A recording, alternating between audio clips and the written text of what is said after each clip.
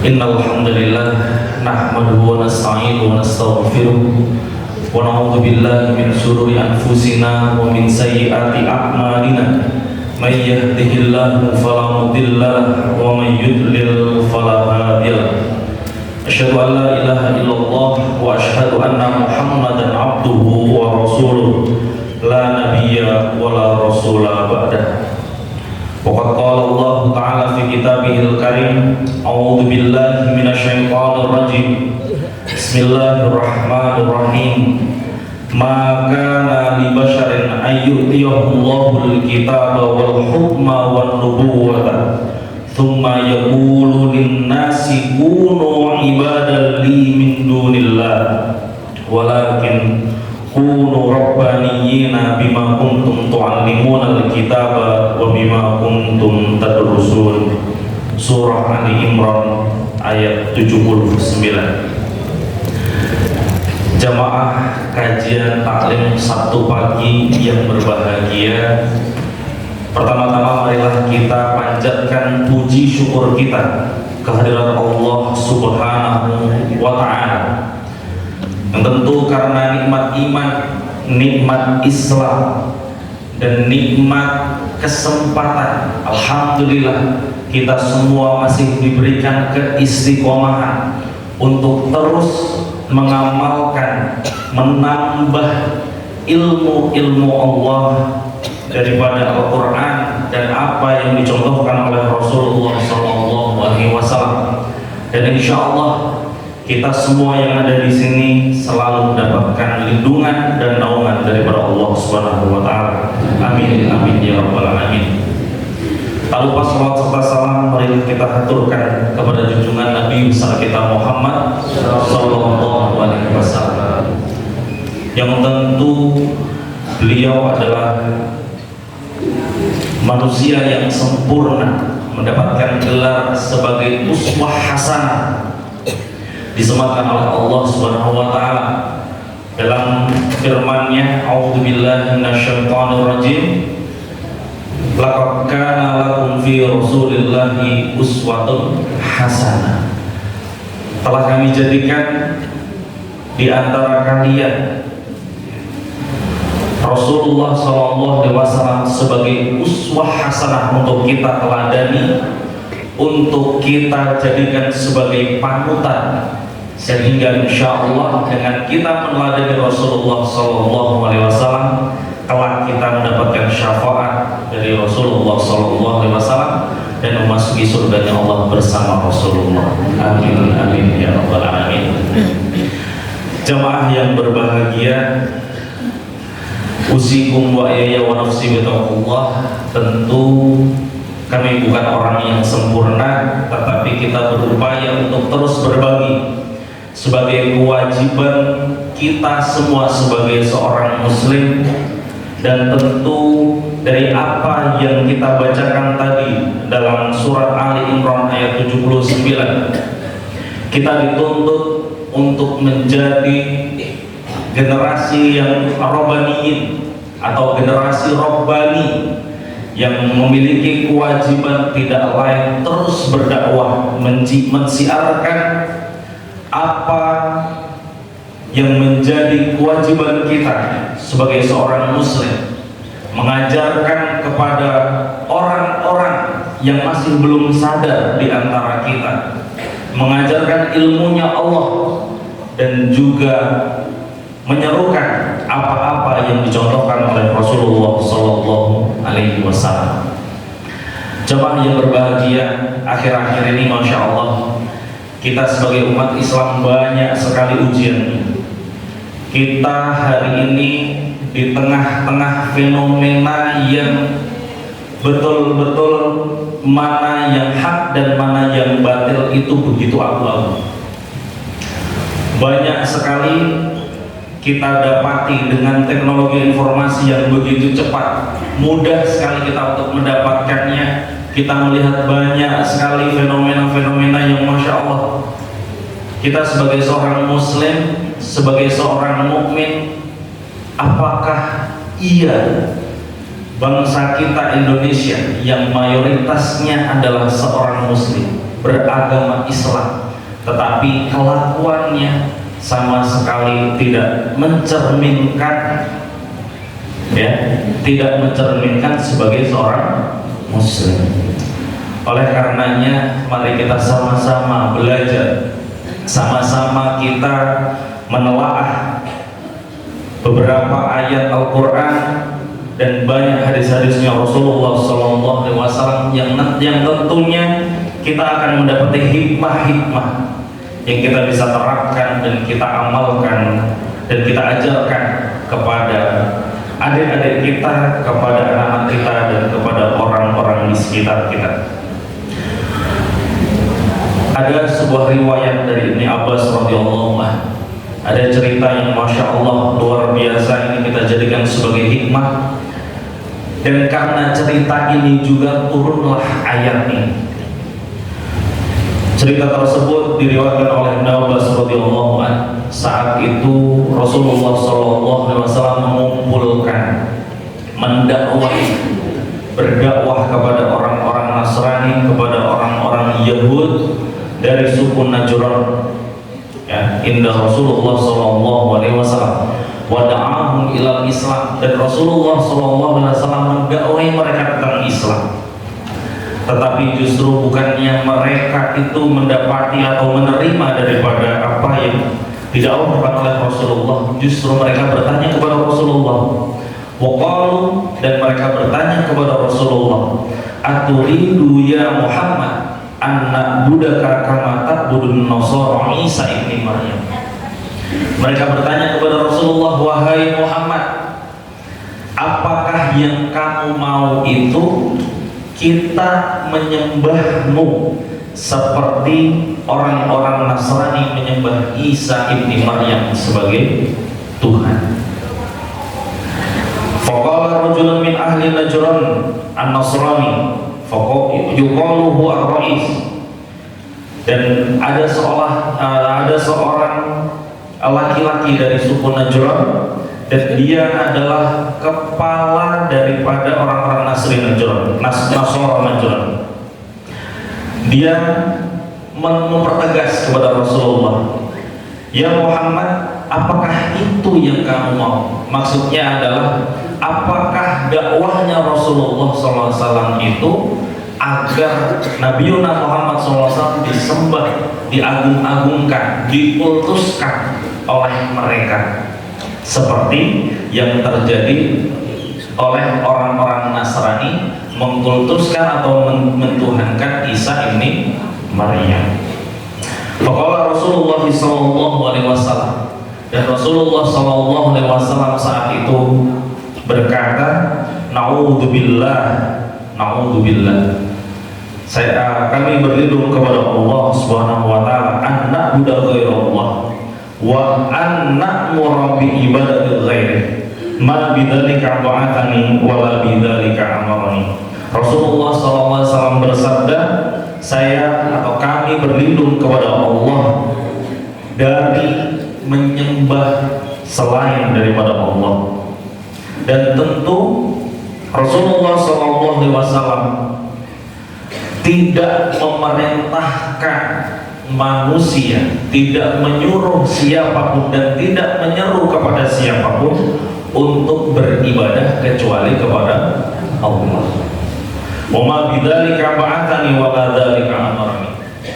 Dan diutusnya Rasulullah SAW sebagai Rasul bukan untuk hal tersebut. Thumma fa'anzalallahu ta'ala al-ayah fi surah Ali Imran al-ayat 79 hingga 80. Kemudian Allah mewahyukan ayat, ya, karena peristiwa ini. Peristiwanya adalah menyangka orang-orang Nasrani, orang-orang Yahudi dari suku Najran ini menyangka bahwa dakwahnya Nabi Muhammad agar dia dituhankan. Maka turun ayat ini, ayat di surah Ali Imran ayat 79. A'udzu billahi minasyaitonir rajim. Maka li basyarin ayyutiyahumul kitaba wal hukma wan nubuwata thumma yaqulu linnasi kunu ibadan li min dunillah walakin kunu rabbaniyina bima kuntum tu'allimuna al-kitaba wa bima kuntum tadrusun. Yang artinya Allah Ta'ala berfirman dalam surat Ali Imran ayat 79, tidak mungkin bagi seseorang yang telah diberikan kitab oleh Allah, yaitu Al-Quranul Karim, diwahyukan dan diturunkan kepada Rasulullah SAW, serta hikmah, dan seseorang tersebut diangkat menjadi nabi, kemudian orang tersebut berkata, jadilah kamu wahai manusia penyembahku, ya, akan tetapi jadilah kamu hamba-hamba pengabdi Allah, atau jadilah kalian sebagai hamba-hamba atau sebagai generasi Rabbaniyin, karena kamu mengajarkan kitab dan karena kamu mempelajari. Insyaallah. Jadi Rasulullah SAW itu diturunkan dibayar, kemudian menjadi Rasul, menjadi utusan Allah Subhanahu wa Ta'ala di bumi ini untuk berdakwah, ya, mengajarkan kebenaran, mengajarkan Islam. Tentu bukan untuk disembah, tetapi mengajarkan bahwa Allah lah satu-satunya Tuhan, Allah lah satu-satunya Al-Khaliq, Al-Khalaq. Al-Khalaq itu artinya adalah satu-satunya Tuhan yang menciptakan segala apa yang ada di muka bumi ini dan apa yang ada di langit. Semua langit, bumi dan isinya, alam semesta ini yang menciptakan hanya satu, wallahu ta'ala Rabbul alamin, wa huwa al-mudabbir, dan dialah Allah Ta'ala yang mengurus semuanya apa yang ada di dalam alam semesta dan seisinya ini, satu-satunya, tidak ada yang lain. Dan hal yang paling ditekankan di sini adalah walakin kunu rabbaniyin. Apa maksudnya rabbaniyin? Ya, tapi jadilah wahai manusia sebagai orang-orang yang rabbani.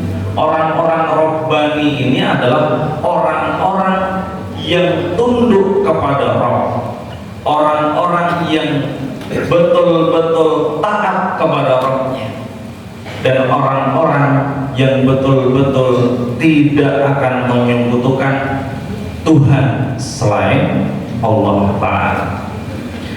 Dan kemudian terdapat pertanyaan, siapa sebenarnya yang diperintahkan untuk menjadi generasi-generasi Rabbani, atau bagaimana caranya agar kita semua yang ada di sini atau umat Islam hari ini menjadi generasi yang Rabbani? Seperti apa ciri-cirinya orang-orang yang Rabbani tersebut? Disebutkan dalam ayat tersebut, kunu rabbaniyin bima kuntum tu'allimuna al-kitaba wa bima kuntum tadrusun. Orang-orang yang memiliki sifat rabbani, ciri-ciri pertamanya adalah orang-orang yang mengenal Tuhannya. Apa? Orang-orang yang mengenal Tuhannya. Tentu orang-orang yang mengenal Tuhannya, orang-orang yang kenal dengan Tuhannya, pasti dia mencintai Tuhannya. Dan orang yang mencintai Tuhannya, tentu dia tahu apa yang disukai oleh Tuhannya dan apa-apa yang dilarang atau yang dibenci oleh Tuhannya. Masya Allah, ada suatu riwayat yang luar biasa, ini menjadikan kita teguran bagi kita juga dan sebagai motivasi untuk kita semuanya. Diceritakan, diriwayatkan kisah seorang sahabat dari kampung, dia orang Badui yang datang kepada Rasulullah SAW. Saat itu waktu datangnya itu adalah ketika menjelang sholat. Saat itu ia datang dengan dengan cepat karena dia ingin bertanya kepada Rasulullah SAW, tetapi terburu sholat akan dimulai. Kemudian dia sebelum Rasulullah SAW memulai takbirnya, seorang Badui tadi bertanya kepada Rasulullah, wahai Rasulullah, kapan kiamat itu datang? Tetapi Rasulullah karena ingin memulai sholatnya, Rasulullah hanya menoleh dan kemudian melanjutkan takbir, memulai bahwa sholat sudah dimulai. Kemudian setelah sholat selesai, Rasulullah SAW berdiri di antara para sahabat, kemudian bertanya, wahai sahabatku, siapa yang bertanya tadi? Bertanya tentang kapan kiamat itu datang. Kemudian orang dari Badui tadi, orang kampung dari Badui tadi mengangkat tangannya menjawab, saya wahai Rasulullah SAW, saya yang bertanya. Kemudian ditanya oleh Rasulullah SAW, wahai sahabatku, apa yang sudah kamu persiapkan? Kenapa kamu bertanya tentang kapan kiamat itu tiba? Apa yang sudah kamu siapkan? Masya Allah, itu pertanyaan yang luar biasa. Saat itu para sahabat semuanya tegak karena pertanyaannya tentang kiamat. Siapa yang takut kalau seumpama besok itu ternyata kiamat? Pertanyaannya siapa yang sudah siap? Kira-kira seperti itu. Maka saat itu semua sahabat yang berada di situ tegak mendengar pertanyaan dari orang tersebut. Kemudian Rasulullah SAW menanyakan kembali, apa yang sudah kamu siapkan? Maka orang Badui tersebut berkata, aku tidak menyiapkan apapun, wahai Rasulullah, wahai Nabi Muhammad SAW. Sholat, puasa, pahala sholatku, pahala puasaku, pahala umrohku sangat tidak banyak, Masya Allah. Hanya saja ada satu hal yang disampaikan oleh orang Badui tersebut yang akhirnya dijawab oleh Rasulullah SAW. Kemudian ia berkata, hanya saja wahai Nabi, wahai Rasulullah, saya sangat mencintai Allah dan Rasulnya. Maka saat itu Rasulullah SAW bersabda, anta ma'aman ahbabta, yang maknanya anta ma'aman ahbabta, engkau bersama dia yang kau cintai. Para sahabat bertanya, apakah hanya untuknya? Ya. Apakah untuknya wahai Rasulullah? Apakah hanya untuk orang Badui tersebut? Bahwa apa yang ditanyakan itu jawaban Rasulullah itu apakah untuk hanya dia saja? Maka Rasulullah SAW menjawab, untuk semua yang cinta kepada Allah dan Rasulnya. Di sini kita bisa mengambil hikmah daripada cerita ini, bahwa ketika kita ini sebagai seorang hamba yang tentu ada saja ya, kita bukan orang yang sempurna, ada saja yang tidak mampu melaksanakan puasa sunnah ya. Kalau puasa cukup puasa Ramadan saja, kalau sholat ya hanya sholat 5 waktu yang fardu saja, tidak pernah sholat malam, tidak menambah sunnah-sunnah yang lainnya, hanya melakukan yang wajib-wajib saja.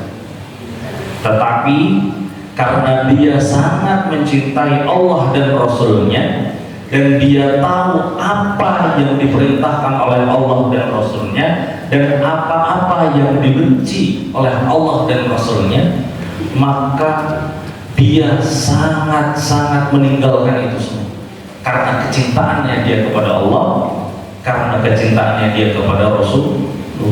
Dan tentu hal ini pastinya ketika dia cinta dengan Allah dan cinta dengan Rasulnya, maka pastinya dia takut akan murkanya Allah dan murka daripada Rasulnya karena kecintaannya tersebut. Jangankan kita kepada Tuhan kita, kepada Rasul kita, yang itu memang cinta yang pertama kali harus ada dalam hati kita adalah cinta kepada Allah dan Rasul. Ketika dalam hati kita ini cinta kepada makhluknya Allah Ta'ala, ya, maka apapun yang kita punya pasti kita berikan. Bahkan ketika orang tersebut ya melukai kita atau mengecewakan kita, atau bahkan kadang-kadang membuat kita itu susah atau apa dan sebagainya, kita dengan relanya ya memaafkan. Itulah namanya cinta. Maka ketika kita ingin mencintai Allah dan Rasulnya, maka kenali betul siapa itu Allah, siapa itu Rasul, siapa itu Nabi Muhammad Sallallahu Alaihi Wasallam. Maka agar kita menjadi seorang yang rabbani, orang yang betul-betul tunduk dan taat kepada Allah dan Rasulnya, yaitu salah satu caranya adalah dengan mencintai Allah dan Rasulnya. Bagaimana cara mencintai Allah? Nah, ini pertanyaannya. Bagaimana cara mencintai Allah? Disebutkan dalam firman Allah Subhanahu wa taala di surah Ali Imran ayat 31, A'udzu billahi minasyaitonir rajim. Qul in kuntum tuhibbunallaha fa in kuntum tuhibbunallaha fattabi'uni yuhibbukumullah wa yaghfir lakum dzunubakum wallahu ghafurur rahim. Yang maknanya, katakanlah wahai Muhammad kepada mereka di sini adalah maksudnya adalah kita, seorang muslim, seorang mukmin yang mengikuti Rasulullah SAW. Apabila ia mencintai Allah, apabila kalian mencintai Allah atau kita semua mencintai Allah, maka cukup dengan fattabi'uni. Fattabi'uni artinya adalah ikuti saya, teladani saya. Saya di sini adalah Rasulullah Sallallahu Alaihi Wasallam. Yuhibbukumullah. Dengan kita mengikuti apa yang dicontohkan oleh Rasulullah Sallallahu Alaihi Wasallam, insya Allah Allah pasti akan juga mencintai kita. Dan ketika kita dicintai oleh Allah, insya Allah berarti kita ada dalam lindungan Allah. Kita pasti berarti ada dalam naungan Allah. Dan tentu pastinya ampunan Allah diberikan kepada kita. Wa yaghfir lakum dzunubakum wallahu ghafurur rahim. Dan Allah Maha Pengampun lagi Maha Penyayang. Inilah cara termudah bagi kita untuk bisa mencintai Allah, dan semoga Allah juga mencintai kita. Caranya gimana? Meneladani Rasulullah. Laqad kana lakum fi Rasulillahi uswatun hasanah. Sudah diberikan dijadikan Rasulullah itu sebagai uswah hasanah kita. Gelarnya adalah uswah hasanah.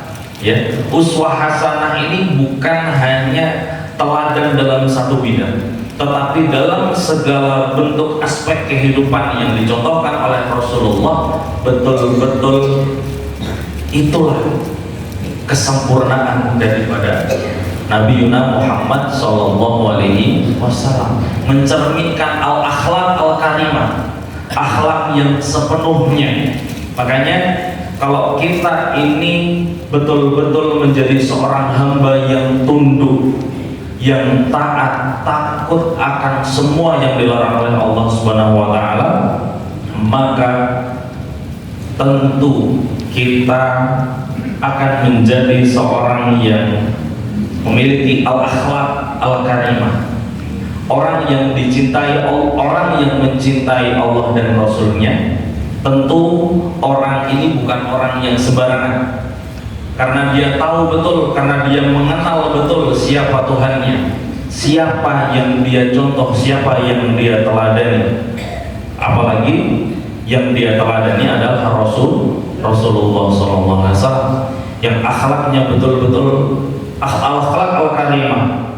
Bahkan ketika kita menelaah daripada riwayat-riwayat yang diberikan, yang riwayat tentang bagaimana husnul khuluq, bagaimana al-akhlak al-karimah itu ada dalam diri kita, itu seperti apa yang diwasiatkan oleh Rasulullah SAW kepada sahabat Ali bin Abi Thalib. Saat itu, ini maknanya saja, orang dengan al-akhlak al-karimah atau orang dengan akhlak yang mulia itu derajatnya atau makomnya bisa melebihi orang-orang yang ahli sholat dan ahli puasa. Kenapa demikian? Karena orang-orang yang rajin sholatnya, orang-orang yang suka sholat malam dan lain sebagainya, hati-hati kalau kita tidak betul-betul karena takwa kepada Allah Subhanahu wa taala, bisa jadi itu menjadi sebuah riya. Hati-hati. Kenapa? Fawailul lil musallin alladzina hum an sholatihim sahun. Ya, hati-hati. Orang-orang yang lalai pada sholatnya inilah terkadang menjadi riya bagi orang tersebut, merasa bahwa dirinya itu sudah hebat, sudah bisa istiqomah dalam sholat malam, dalam sholat sunnah dan lain sebagainya. Nah, tetapi dengan orang yang memiliki akhlak al-karimah, insya Allah dia bisa melebihi daripada makom tersebut. Inilah orang-orang yang ciri orang atau generasi Rabbani yang pertama, yaitu orang-orang yang mengenal Tuhannya dan orang-orang yang mencintai Tuhannya dan Rasulnya. Tentu orang tersebut pastinya mentaati apa yang diperintahkan oleh Allah dan menjauhi larangannya. Ini yang pertama. Kemudian yang kedua, ciri-ciri dari generasi yang Rabbani adalah orang-orang yang terus belajar, orang-orang yang terus mengajar, orang-orang yang terus memelihara dan mencoba untuk menguasai ilmu dan mengamalkannya serta menjaga kesolehannya. Apa tadi yang pertama? Dia terus belajar, mengajar, mencoba menguasai ilmu, kemudian mengajarkan ilmu, dan terus menjaga kesolehan. Kenapa demikian? Bapak Ibu yang berbahagia, yang dirahmati oleh Allah Subhanahu wa taala, Islam itu adalah agama ilmu. Dalam Islam, orang atau seorang anak yang belum memiliki, yang belum bisa berpikir atau belum akil atau belum balik, dia tidak diwajibkan untuk beragama. Dia belum mencapai derajat mukallaf. Makanya dalam Islam itu orang yang mukallaf adalah orang yang balik dan akil. Orang gila dia tidak masuk dalam orang golongan yang mukallaf. Dia tidak beragama dalam Islam. Makanya dalam Islam tentu karena harus menggunakan akal, tentunya orang yang beragama Islam tentunya harus menggunakan ilmu. Tanpa ilmu maka akan sia-sia apa yang dia kerjakan. Itulah Islam. Islam, orang-orang generasi Rabbaniyin adalah mereka yang terus bersemangat menuntut ilmu, mencari ilmu. Ketika kita bersyahadat, ketika kita terus mengulangi syahadat kita, asyhadu an la ilaha illallah wa asyhadu anna muhammadar rasulullah, kita yakin akan akidah kita yakin dengan apa yang kita yakini, bahwa Allah Ta'ala lah satu-satunya Tuhan yang berhak untuk kita sembah, dan Rasul dan Muhammad adalah utusan Allah. Ini wajib kita yakin, ya. Kemudian apakah cukup sampai situ saja? Tidak. Ya, dalam Islam ada syariat. Dalam Islam ada syariat, ada sholat, kemudian ada zakat, kemudian ada puasa, ada haji dalam rukun Islam. Ya, untuk kita mencapai sholat kita itu baik, tentu tidak bisa hanya kemudian belajar bagaimana cara sholat begitu saja. Kita tahu bagaimana takbiratul ihram, bagaimana kemudian bacaan-bacaannya, tidak cukup sampai situ. Tetapi kita harus tahu apa asrar sholat, apa rahasia-rahasia dalam sholat, apa dalam sholat yang membuat kita khusyuk. Dalam sholat khususnya, kenapa ini menjadi pertanyaan? Inna sholata tanha 'anil fahsya'i wal munkar. Sholat itu mencegah manusia kepada hal-hal yang keburukan dan kemungkaran. Tapi kenapa, pertanyaannya, orang-orang yang sholat hari ini, banyak sekali orang yang sholat tetapi masih melakukan kemungkaran, masih melakukan keburukan dan lain sebagainya. Banyak sekali yang seperti itu. Maka pada hakikatnya, karena mereka hanya melaksanakan sholat, menjadikan sholat hanya sebagai rutinitas, bukan menegakkan sholat. Beda antara melaksanakan sholat dan menegakkan sholat. Ketika kita betul-betul percaya, ya, bahwa sholat akan membawa kebaikan untuk kita. Sholat adalah silah, sholat adalah konektivitas, sholat adalah hubungan antara hamba dengan Rabb-nya. Maka tidak heran ketika kita sholat, membaca apapun yang kita baca pasti dijawab oleh Allah. Dan di dalam sholat isinya zikir dan doa. Ya, maka ketika orang setelah sholat kok tidak terkoneksi dirinya kepada Rabb-nya, maka perlu dipertanyakan, apakah dia melaksanakan sholat saja atau menegakkan sholat, apakah dia khusyuk dalam sholatnya atau tidak, dan seterusnya. Ini membutuhkan ilmu, dan kita harus terus belajar tentang hal tersebut agar apa? Agar sempurna apa yang kita kerjakan. Ya, tentu generasi Rabbani mereka terus mengajak masyarakatnya kembali kepada Al-Quran, semangat untuk meningkatkan kualitas dan kemampuan dirinya. Tadi dalam surat Ali Imran, ya, disebutkan walakin kunu rabbaniyina bima kuntum tu'allimunal kitab wa bima kuntum tadrusun. Di situ disebutkan kenapa yang didahulukan adalah bima kuntum tu'allimunal kitab. Tu'allimunal kitab artinya adalah mengajarkan kitab. Maknanya adalah karena orang-orang generasi Rabbani ini ketika dia berupaya untuk memahami Al-Quran, belajar tentang Al-Quran, mereka paham betul bahwa kewajiban utama seorang muslim, seorang mukmin adalah berdakwah syiar akan agama Islam kepada siapapun. Saat hari ini, pagi hari ini, kita berada di sini mendapatkan satu hadis, mendapatkan satu ayat. Ya, kalau dulu di zaman Rasulullah SAW, ketika ada suatu majelis, tentu tidak semua orang bisa hadir dalam majelis tersebut.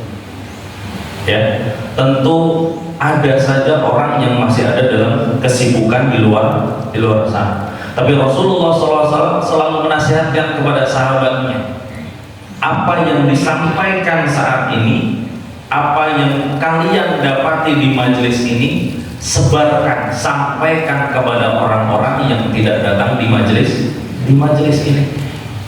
Maknanya apa? Maknanya adalah bahwa kita sebagai seorang muslim, seorang mukmin, mendapatkan suatu ilmu baru, mendapatkan ayat atau mendapatkan hadis, maka tugasnya adalah menyampaikan hal tersebut kepada yang lainnya. Bima kuntum tu'allimunal kitab, kembali kepada Al-Quran, belajar tentang Al-Quran, memahami Al-Quran, kemudian mengajarkannya, mensyiarkannya kepada yang lainnya. Inilah tugas daripada orang-orang yang memiliki sifat Rabbani. Khairun nasi anfa'uhum linnas. Sebaik-baik manusia adalah yang bermanfaat untuk yang lain, bersungguh-sungguh untuk berkontribusi terhadap sesama. Kita melihat bagaimana para sahabat dulu di zaman ketika Rasulullah SAW masih sehat, masih sugeng, ya. Saat itu para sahabat berlomba-lomba untuk mensiarkan Islam, berlomba-lomba untuk berkontribusi dari apapun yang dia punya. Seperti Abu Hurairah. Abu Hurairah itu secara fisik bukan orang yang kuat, bukan orang yang gagah seperti Umar bin Khattab, tetapi beliau memiliki kecerdasan. Beliau yang selalu berada di majelisnya Rasulullah SAW. Beliau akhirnya yang menjadi periwayat hadis yang sangat banyak sekali, karena memang dididik oleh Rasulullah menjadi seorang ulama ke depan yang akan mensyiarkan hadis-hadis atau ayat-ayat Al-Quran. Kemudian sahabat yang lain, kita mengenal nama yang luar biasa, namanya Abdurrahman bin Auf, yang berdakwah, berkontribusi dalam dakwahnya Rasulullah SAW dengan menginfakkan hartanya. Dan sahabat-sahabat yang lain seperti Umar bin Khattab, ada Abu Bakar As-Siddiq, ada Utsman bin Affan juga dengan hartanya bersedekah, ya, berkontribusi dengan hartanya untuk berjihad fisabilillah dan seterusnya. Inilah indahnya Islam, ketika semuanya bergotong royong, sama-sama bekerja sama, berkontribusi dalam dalam syiar li'i'la'i kalimatillah, maka betul-betul generasi Rabbani ini akan terbang. Ya. Hari ini kita yang ada di sini tentu jangan berhenti sampai sini. Setelah ini kita melihat, ya, kita mengajarkan kepada orang-orang di antara kita yang belum hadir di sini, ajak ke sini, ya. Kajian-kajian ilmu seperti ini harus dilanjutkan, harus diteruskan, bahkan harus lebih giat lagi, ya. Kenapa? Karena ilmu dalam Islam itu bukan hanya ilmu ilahiyah, tapi dalam Islam itu juga ilmu kauniyah juga dianggap sebagai ilmu kauniyah. Itu maksudnya apa? Ilmu alam, ya, ilmu di luar daripada ilahiyah, tapi semua pada hakikatnya semua ilmu itu dari Allah Subhanahu wa Ta'ala. Maka dulu di zaman kejayaan Islam, tidak ada yang namanya dikotomi ilmu atau dipisah-pisahkan antara ilmu satu dengan ilmu yang lain. Tetapi hari ini semuanya dipisah-pisah. Ada fisika sendiri, biologi dan sebagainya sendiri-sendiri. Tetapi zaman dulu semuanya sama. Bahkan kalau hari ini kita melihat ya, porsi pendidikan agama di dalam bangku sekolah itu semakin dikurangi. Ini menjadi menjadi kecemasan bagi kita semuanya, kekhawatiran bagi kita semuanya untuk generasi kedepannya. Oleh karenanya tentu kita harus sama-sama mendakwahkan hal ini, mendakwahkan bahwa ilmu adalah penting dalam Islam. Ilmu, dengan kita memiliki ilmu apapun itu, ya, ilmu apapun yang kita miliki tentu itu harus berkontribusi dalam syiar Islam. Kenapa? Man izdada ilman walam yazdad hudan lam yazdad minallahi illa hudan. Barang siapa yang bertambah ilmunya, kemudian akan tetapi ilmu yang dia dapati itu tidak menambah kedekatannya dia kepada Rabb, kepada Allah Ta'ala, ya, maka ilmu yang dia dapati itu hanya menambah satu hal. Apa itu? Yaitu kejauhan dirinya terhadap Rabb-nya. Naudzubillah. Makanya hal ini harus terus terkoneksi antara ilmu ilahiyah dengan ilmu kauniyah. Ini harus betul-betul sama-sama berkontribusi, saling berkontribusi. Khairukum man ta'allamal Qur'ana wa 'allamahu. Sebaik-baik daripada kalian adalah yang mengajarkan Al-Quran dan mengajarkannya. Kemudian generasi Rabbaniyah yang ketiga adalah mereka yang disebut sebagai ulama. Ulama adalah jamak daripada al-alim. Jadilah sebagai ulama. Kunu rabbaniyin maknanya adalah jadilah kalian sebagai ulama. Ini makna ketiga. Semua orang dalam Islam wajib menuntut ilmu dan berhak menjadi pintar dan kaya. Berbeda dengan, mohon maaf, ada beberapa agama di dunia ini, tidak perlu menyebutkan ya, cuman dia dibeda-bedakan tingkatan-tingkatannya, ya, kasta-kastanya itu berbeda. Tetapi dalam Islam tidak. Dalam Islam semuanya sama di hadapan Allah Ta'ala. Semua manusia itu sama. Yang membedakan hanya satu. Apa itu? Takwa kita kepada Allah Subhanahu wa Ta'ala. Itu saja yang membedakan. Maka semua orang di Islam wajib untuk menuntut ilmu, ya, berilmu adalah ciri seorang yang robbani. Manusia yang robbani atau generasi robbani adalah mereka yang memiliki ilmu apapun itu, ya. Dalam Islam ini hanya ada dalam Islam. Dalam Islam dikombinasikan antara iman, ilmu, dan amal. Tidak ada gunanya orang berilmu tanpa amal, ya. Orang yang memiliki ilmu tetapi tidak mengamalkannya kasajari bila tamar. Orang yang memiliki ilmu tetapi tidak mengamalkannya atau tidak mengajarkannya, maka sama halnya seperti pohon yang tidak ada buahnya, sia-sia. Kemudian tidak ada gunanya juga orang yang beramal tanpa ilmu. Kenapa? Karena kebanyakan orang, nih Umar radhiyallahu anhu berkata, kebanyakan orang yang beramal tanpa ilmu, maka bukan maslahah atau bukan perbaikan yang terjadi, akan tetapi akan menjadi lebih banyak kerusakan. Inilah pentingnya ilmu. Makanya dalam hal apapun itu, ilmu dan amal ini harus terkoneksi. Akan tetapi, yang ketiga ini, ilmu, kita punya ilmu, kemudian kita mengamalkannya, tapi tidak didasari dengan iman, juga tidak ada gunanya.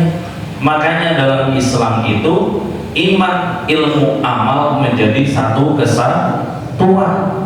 Berapapun ilmu orang kafir, ini kita berbicara orang kafir, bagaimana manfaat apa yang kita rasakan hari ini.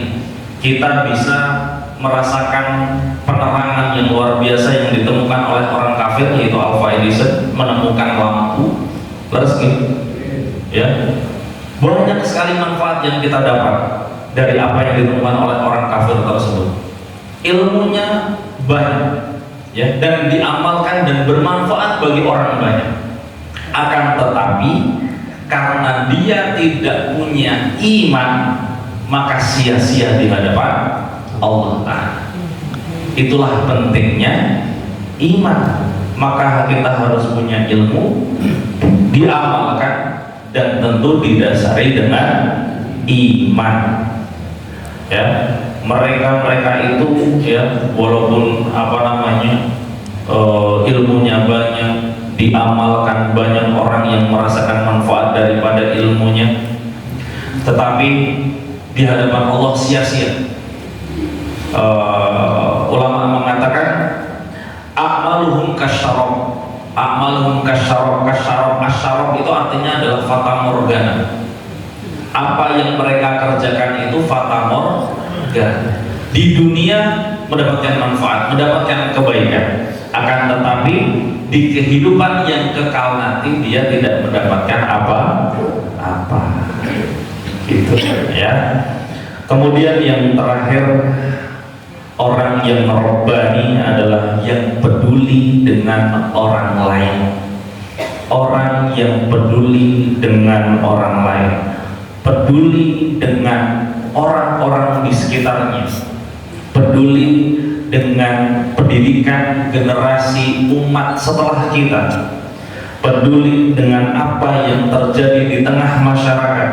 Itulah kenapa kita perlu memiliki pemimpin yang rabbani, sehingga apa yang menjadi kebijakan, apa yang menjadi keputusan tentu mengandung sebuah maslahat.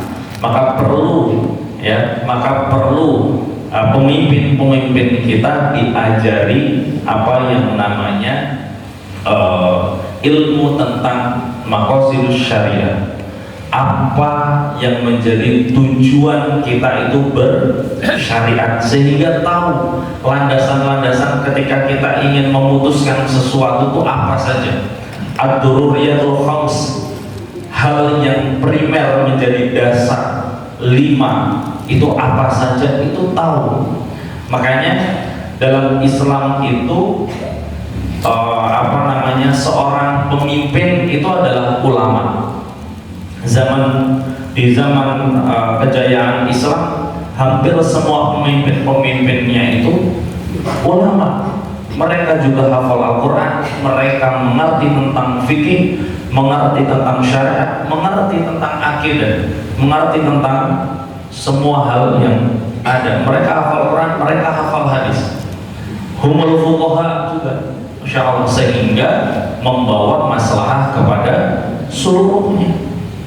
Ya, akan tetapi dalam Islam juga tidak semua ulama itu umara.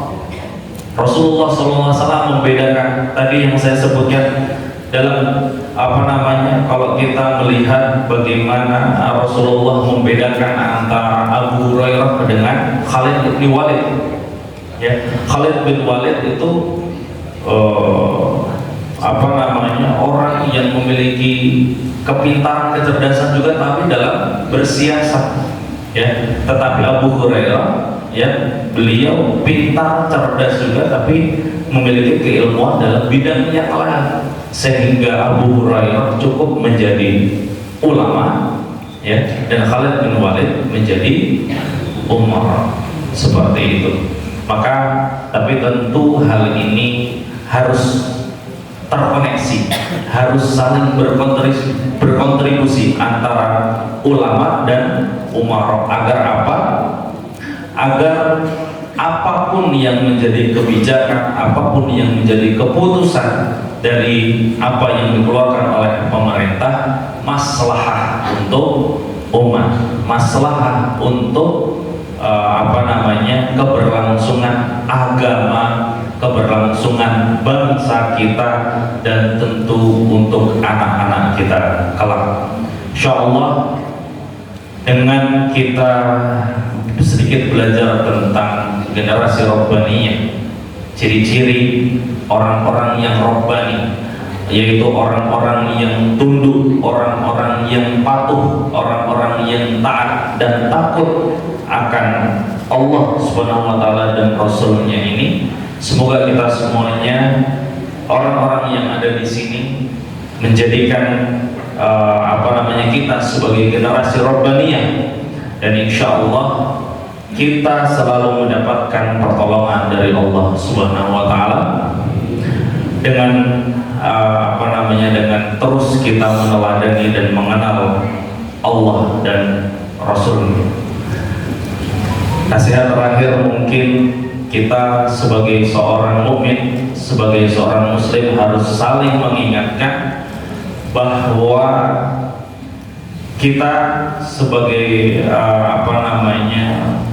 manusia yang sering lengah, mari kita saling mengingatkan, mari kita saling menasehati, mari kita saling bersinergi untuk berdakwah, bersyiar untuk agama Allah Subhanahu wa taala, agar tentu kita semuanya istiqomah dalam menjalankan amal kebaikan untuk mencari ridhonya Allah Subhanahu wa taala.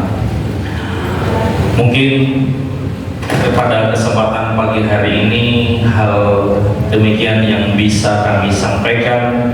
Kurang lebihnya kami memohon maaf dengan sebesar-besarnya. Mari kita tutup dengan doa. Semoga apa yang menjadi ilmu yang kita dapati di pagi hari ini atau yang kita sama-sama dengar menjadi kebaikan, menjadi pahala untuk kita semuanya, dan manfaat untuk kita bisa mengamalkannya. Astaghfirullahaladzim. A'udzu billahi minasyaitonir rajim. Bismillahirrahmanirrahim. Alhamdulillah syakran hamdan yuwafi ni'amahu kafi mazid. Ya Rabbana lakal hamdu kama yanbaghi li jalali wajhikal karim wa 'azimi sultanik. Allahumma shalli ala Muhammad wa ala ali Muhammad. Allahumma rabbana taqabbal minna salatana wa siyamana wa ruku'ana wa sujudana wa qudana wa tadarru'ana wa takhassuana wa ta'abbudana wa tanasarna ya Allah ya Rabbal alamin. Rabbana la tamna' du'ana bidunubina wa la tamna' rahmataka bima'asina. Allahumma ahsin akibatana fil umuri kulliha wa ajirna min hizzid dunya wa min adzabil akhirah. Rabbana la tamna' du'ana bidunubina wa la tamna' rahmataka bima'asina. Rabbana zalamna anfusana wa illam taghfir lana lanakunanna minal khasirin. Rabbana la tu'akhidhna in nasina wa akhtana. Rabbana wa la tahmil 'alaina isran kama hamaltahu 'alal ladzina min qablina. Rabbana wa la tuhammilna ma la taqata lana bihi wa'fu 'anna waghfir lana warhamna anta maulana fansurna 'alal qaumil kafirin. Rabbana la tad'ana dhanban illa ghafartah wal hamman illa farajtah wa rahman illa farajtah wa la maridan illa syafaitah wa la hajatan min hawaijid dunya illa qadaitaha ya arhamar rahimin. Allahumma inna nas'aluka salamatan fid din wa afiatan fil jasad wa ziyadatan fil ilmi wa barakatan fil rizqi wa taubatan qabla al-maut wa rahmatan indal maut wa maghfiratan ba'dal maut. Allahumma hawwin 'alaina fis sakaratil maut wa najatan minan nar wal 'afwa indal hisab.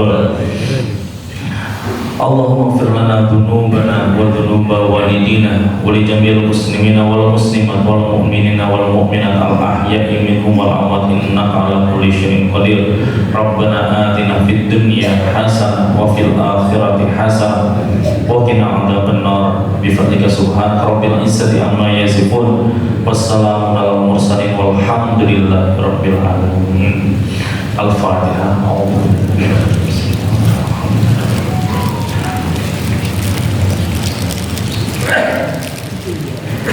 Aqulu qouli hadza wa astaghfirullah li wa lakum.